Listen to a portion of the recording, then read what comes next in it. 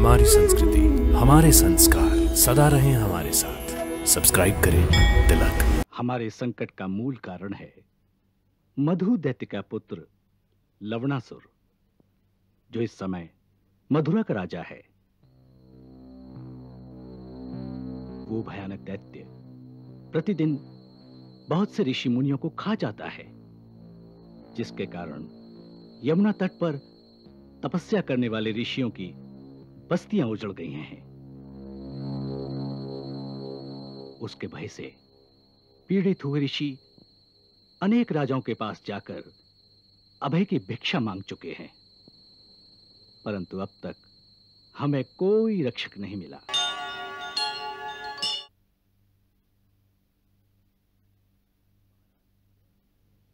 महाराज की जय हो।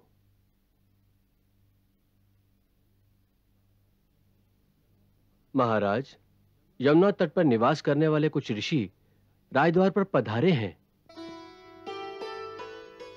उनके अगवा महर्षि भार्गव के पुत्र महामुनि च्यवन ने प्रार्थना की है कि उन्हें आपके दर्शनों की आज्ञा प्रदान की जाए।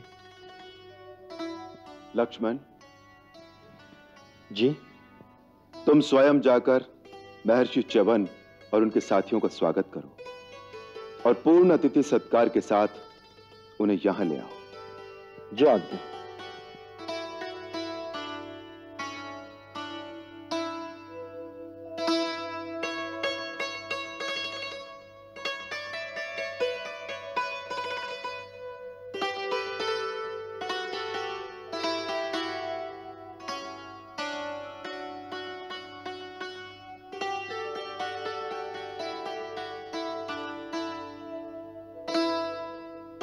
कल्याण हो।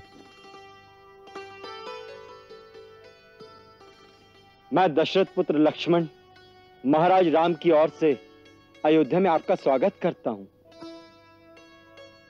हमारा आतिथ्य स्वीकार करने की कृपा करें। पधारिए।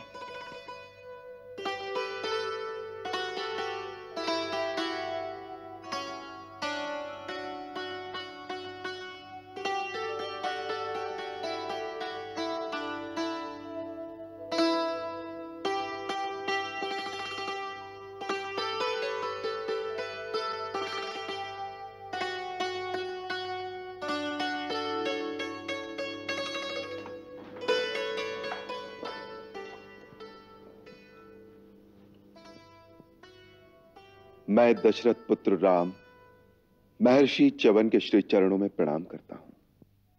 कल्याण हो राजन।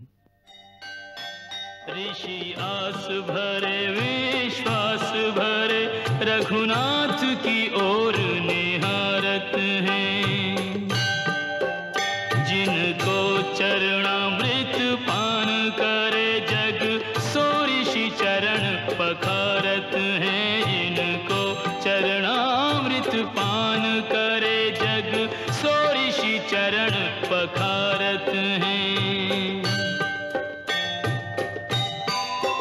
रघुवंशी की यही आन सदा शरणागत को भय टारत है। जीवन हारे सर्वस हारे पर देकर वचन न हारत है। जीवन हारे सर्वस हारे पर देकर वचन न हारत हैं।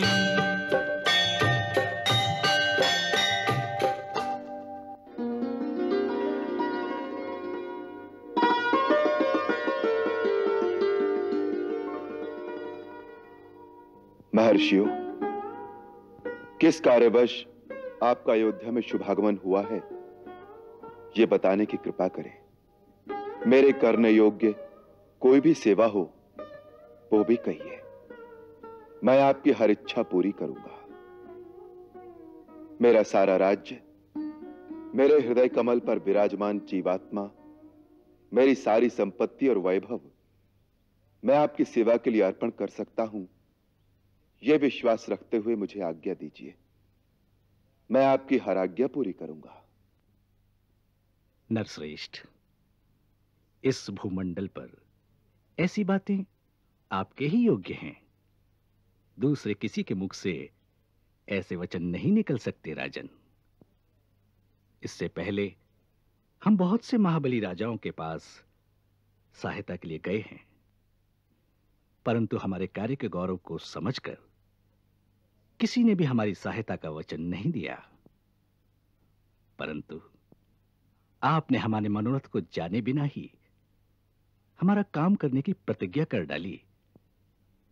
इसलिए अब हमें संशय नहीं रहा कि आप ही हम ऋषियों की इस महान संकट से रक्षा कर सकेंगे। अवश्य, हम प्रतिज्ञा करते हैं कि हम उस संकट का मूल नाश कर देंगे। आप निर्भय होकर हमें अपने संकट का कारण बताइए। हमारे संकट का मूल कारण है मधु दैत्य का पुत्र लवणासुर, जो इस समय मधुरा का राजा है। वो भयानक दैत्य प्रतिदिन बहुत से ऋषि मुनियों को खा जाता है, जिसके कारण यमुना तट पर तपस्या करने वाले ऋषियों की बस्तियां उजड़ गई हैं।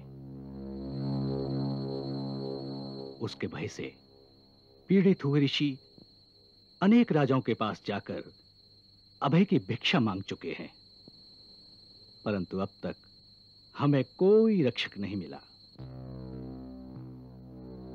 उसके पास भगवान शिव जी का दिया हुआ जो त्रिशूल है, सभी उससे डरते हैं, क्योंकि भगवान का वरदान है कि जो शत्रु उस त्रिशूल के सामने आएगा वो उसी समय भस्म हो जाएगा। भगवान शिव ने उसे वो त्रिशूल क्यों दिया? देवाधिदेव ने यह त्रिशूल उसे नहीं, उसके पिता को प्रदान किया था। उसका पिता मधु नाम का दैत्य है। दैत्य वंश का होते हुए भी वो देवताओं का मित्र, ब्राह्मण भक्त और शरणागत वत्सल था। उसने भगवान शिव की बड़ी तपस्या की, जिससे प्रसन्न होकर शिव ने अपने त्रिशूल में से एक और चमचमाता हुआ शक्तिशाली त्रिशूल प्रकट करके उसे प्रदान किया और कहा, मैं अत्यंत प्रसन्न होकर तुम्हें यह उत्तम आयुध प्रदान करता हूं। जब तक यह शूल तुम्हारे हाथ में रहेगा, शत्रु का कोई अस्त्र या शस्त्र तुमको स्पर्श भी नहीं कर सकेगा, और इसके द्वारा प्रहार करने पर यह त्रिशूल शत्रु को तत्काल भस्म करके पुनः तुम्हारे हाथ में लौट आएगा। मेरे पश्चात ये त्रिशूल सदा के लिए मेरे वंशजों के पास भी इसी प्रकार रहे। सदा के लिए तुम्हारे वंश में नहीं रह सकता, परंतु तुम्हारी प्रार्थना पर हम इतना वरदान देते हैं कि तुम्हारे अतिरिक्त ये केवल तुम्हारे एक पुत्र के पास रहेगा।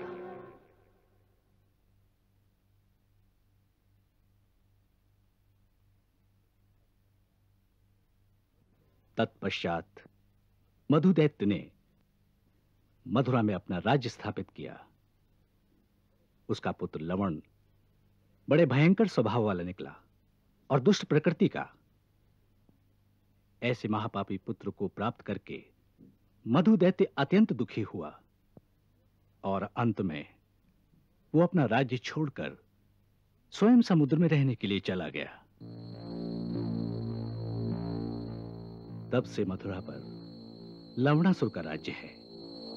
उसके अत्याचारों से चारों ओर हाहाकार मचा हुआ है, परंतु उस दिव्य त्रिशूल के भय से कोई उससे टक्कर लेने का साहस नहीं करता।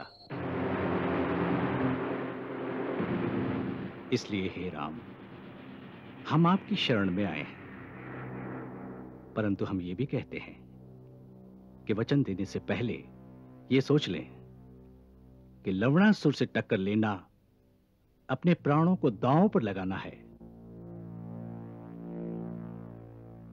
रघुवंशी शरणागत की रक्षा के लिए अपने प्राणों की आहुति देने से भी संकोच नहीं करते ऋषिवर। अब आप निश्चिंत हो जाइए।